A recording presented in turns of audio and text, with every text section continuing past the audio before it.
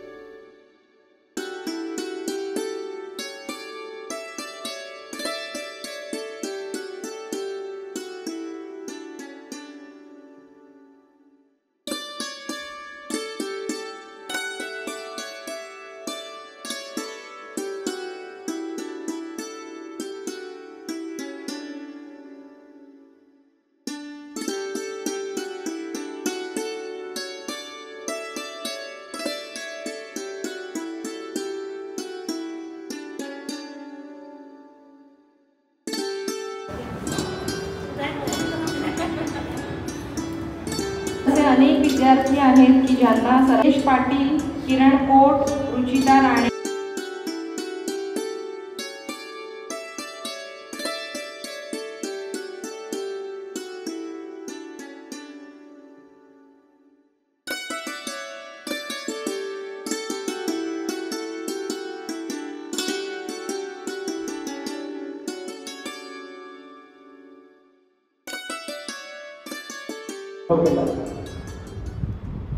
गुणगौरव सोहळा म्हटला, माझ्या गुणांचं या ठिकाणी कौतुक केलं.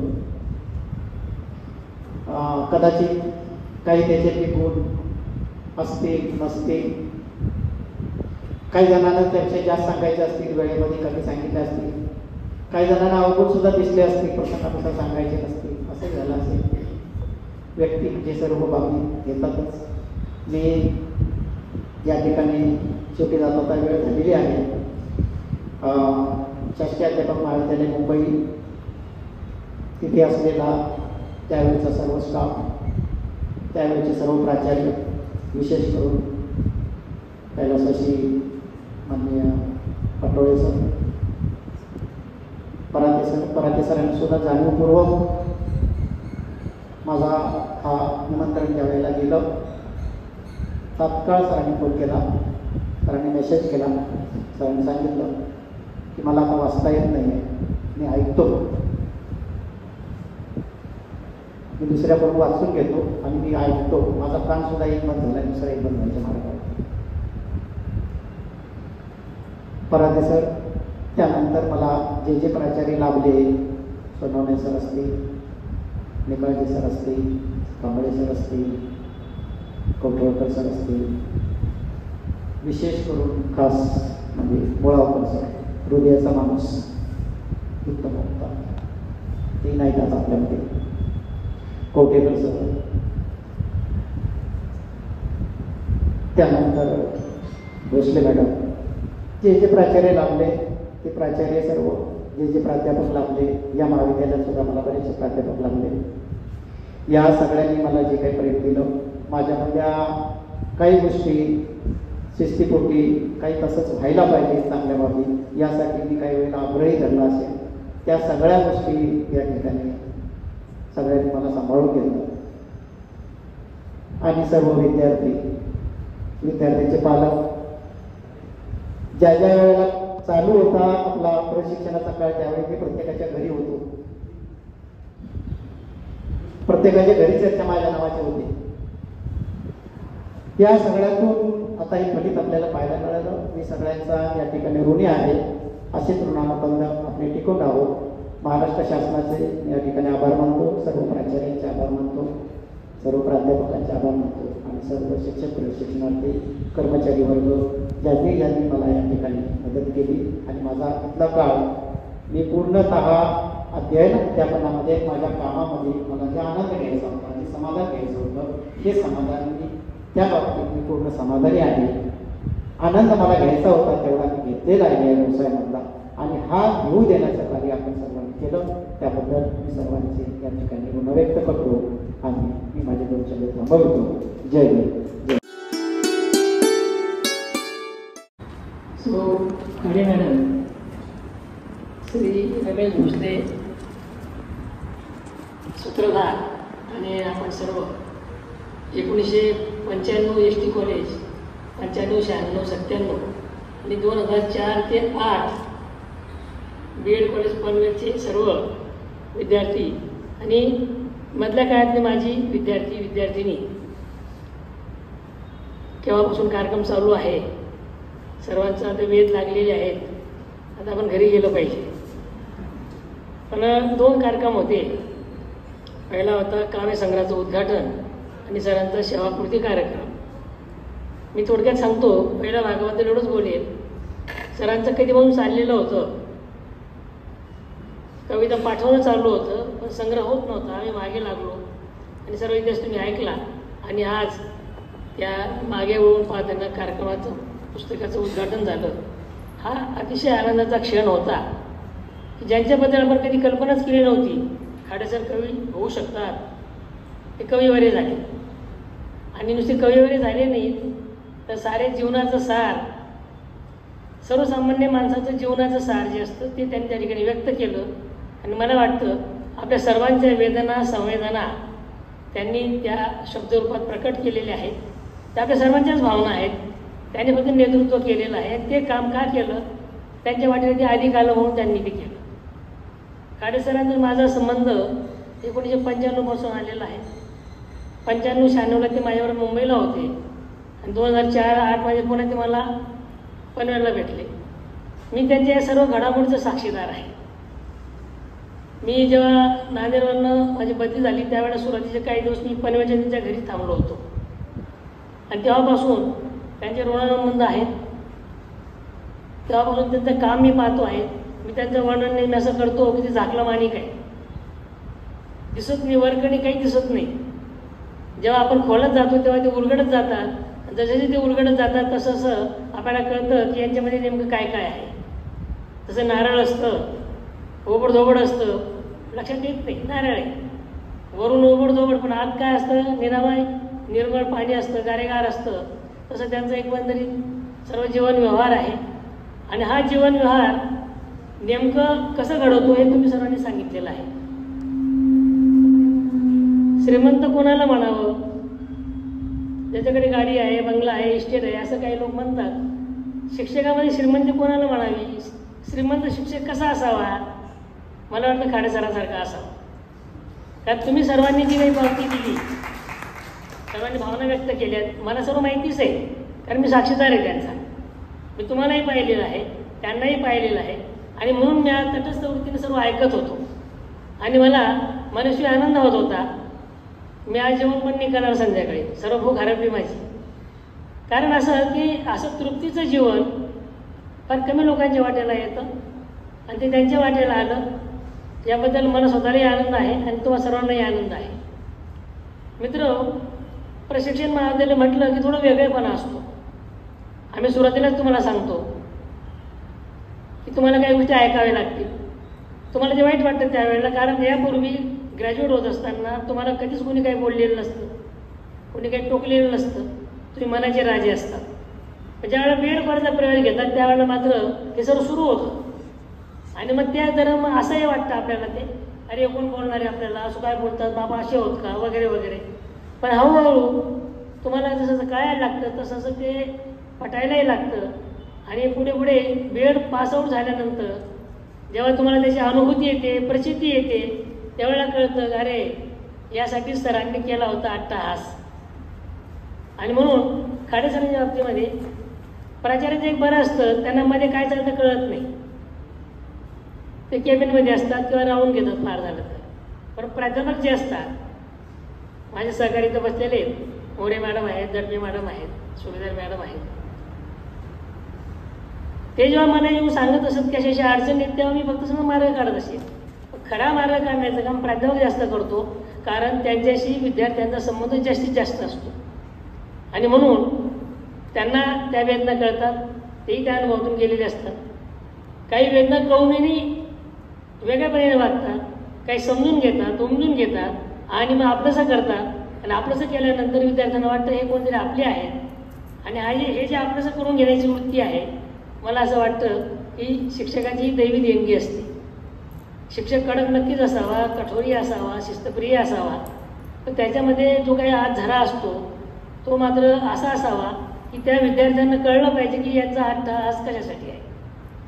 आणि म्हणून मित्र तुम्हाला सांगतो, खाडे सर ज्यावेळेला इथं काम करायचे, माझे सर्व प्राध्यापक काम करायचे, त्यांनी घेतलेले निर्णय मी कधी बदलले नाही. एक दोनदा असं घडलं की खाडे सरांनी एखाद्या शिक्षा केली असेल, बाहेर काढलं असेल, माझ्याकडे यायचे लोक विद्यार्थी, सरांनी असं असं केलेलं आहे. मी कधी त्यामध्ये बदल केला नाही. मी म्हटलं what ever has taken decision is correct. याचं कारण असं की मला माहीत होतं की खाडे सर म्हणजे नो कॉम्प्रोमाइज, नो तडजोड, जे आहे ते करून घेणार म्हणजे घेणारच.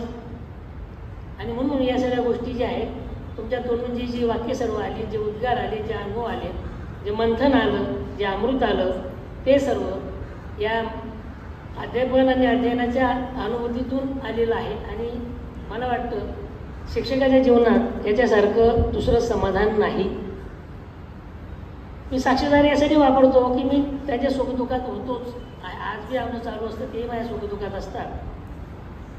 आम्ही कधी, मी प्राचार्य ते प्राध्यापक असं कधी मी पण वागत नसली, कोणाशीच वागत नव्हतो, कारण मलाही ते कधी पटलं नाही. त्याची परिणिती अशी झाली आहे आता की आज मला रिटायर होऊन 17 वर्ष झालेली आहेत, तरी मी या ठिकाणी येऊ शकतो, तुमच्यामध्ये रमण होऊ शकतो, बोलू शकतो. याचं करिअर जे आहे ते याच्यात गुंतलेलं आहे. जाता जाता मी एवढंच म्हणेन, वळून बघताना कार्यक्रम जो आहे, वळून बघतानाचं जे काव्यसंग्रह आहे, त्याच्या नावात सर्व येऊन गेलेलं आहे. ते कष्ट घेत घेत आले, विशिष्ट उंचीवर येऊन त्यांनी मागे होऊन पाहिलं आणि ते शब्दबद्ध झाले. बीएड कॉलेजमध्ये त्यांनी जी सेवा दिली, ती सेवा दिल्यानंतर त्यांना जी काही अनुभूती मिळाली, रिटर्न गिफ्ट म्हणेल मी त्याला, ते जे मिळालं ते तुम्ही समोर आहात आणि या सर्वांच्या साक्षीला मी असल्यामुळे मला खूप आनंद झालेला आहे. मी एवढंच म्हणेल, खाडे सरांचं जीवन हे कृतार्थ जीवन आहे. याच्यापेक्षा काय जीवन पाहिजे असतं. त्यांचं जीवन सार्थकी आहे, सार्थकी लागलं, त्यांनी ते सार्थकी केलं आणि मला वाटतं याच्यासारखं दुसरं समाधान नाही. शिक्षकाच्या बाबतीमध्ये मात्र हा असा प्रसंग ज्या वेळेला येतो त्यावेळेला आपण आपली नोकरी किती प्रामाणिकपणे केली, आपण किती देऊ केलं, याची ती पावती असल्यामुळे निश्चितपणे तो आनंदाचा क्षण असतो. सर्व शिक्षकांच्या बाबतीमध्ये असं घडतंच असं नाही, कारण काहींना व्यक्त होता येतं, काहींना व्यक्त होता येत नाही. जे अव्यक्त असतं ते मात्र हे तुमच्या रूपातून आज जे बोलले ते फार आनंदाचं होतं आणि ते खरी पावती आहे. आणि त्याचे सर्व क्रेडिट खाडे सरांना जातं. त्यांनी मिळवलेलं ते धन आहे, त्यांनी मिळवलेली ती कमाई आहे. आणि मी असं म्हणेन की निश्चितपणे त्यांची सेवा ही खऱ्या अर्थाने ही संपन्न झाली असं म्हणता येईल. मी त्याचा रिटायर 31 तारखेला होत आहे आणि 2-4 तसे आहेत रेकॉर्डवर. आणि म्हणून मी एवढंच म्हणेन, एक काव्य संग्रह त्याचं झालेला आहे, त्यांच्या डोक्यात बऱ्याचशा कल्पना आहेत, त्या त्यांनी आता प्रत्यक्ष साकार कराव्यात, त्या अंमलात आणाव्यात आणि हळूहळू त्याच्यामध्ये रममाण व्हावं. आणि अजून आमच्यासारख्यांची सर्वांच्या अपेक्षा आहेत, जे विचारधन असतं ते त्यांनी द्यावं आणि ते देता देता आपलं जीवन सुखासमाधानाचं, समृद्धीचं, निरामय आरोग्याचं त्यांनी घालवावं अशी यंत्रशक्तीकडे प्रार्थना करतो. यामध्ये सौ खाडे मॅडमचा फार महत्त्वाचा हात आहे. त्या जरी आज बोलल्या नाहीत तरी मी त्यांच्याशी बोललेलो आहे. आणि आपण म्हणतो की प्रत्येक कर्तृत्वान पुरुषामागे त्यांच्या अर्धगिरीचा हात असतो. त्या बोलल्या नाही तर त्यांच्या पाठीशी त्या खंबीरपणे उभ्या राहिल्या. मी त्यांना परत फोनवर बोललो की तुम्ही खाडे सरांना सहन केलं असे असून सुद्धा. त्यामुळे काहीच बोलले नाही, ते हसल्या. म्हणजे तुम्ही काहीतरी बोला, त्यामुळे मी बघेन. त्या बोलल्या जरी नाही तर आज त्याच्या चेहऱ्यावर जे समाधान आहे ते निश्चितपणे आनंददायी आहे, प्रेरणादायी आहे. आणि भरून पावलो असं त्यांचा चेहरा सांगत होता आणि याच्यात सर्व येऊन गेलेला आहे. ते भरून पावलं जे आहे ते मला असं वाटतं ते सर्व तुमच्या सर्वांच्या कर्तृत्वामध्ये आहे. सरांनाही तेच वाटतं, मलाही तेच वाटतं की तुम्ही घडले, त्यांनी घडवलं हे जरी खरंचलं तर आता मात्र मी तुमच्याकडनं रिटर्न गिफ्टची अपेक्षा करेन. आपल्या हातूनही अशी सेवा घडो, आपल्या हातूनही असे विद्यार्थी घडो, आपल्या हातूनही खऱ्या हाताने अशी समाजसेवा घडो, राष्ट्रसेवा घडो आणि आपलंही जीवन कृतार्थ हो असा संदेश वजा प्रार्थना मी नेतृत्वासाठी करतो. आणि वेळ झाला असल्यामुळे मी इथंच थांबतो. मला संधी दिली त्याबद्दल जय हिंद, जय महाराष्ट्र.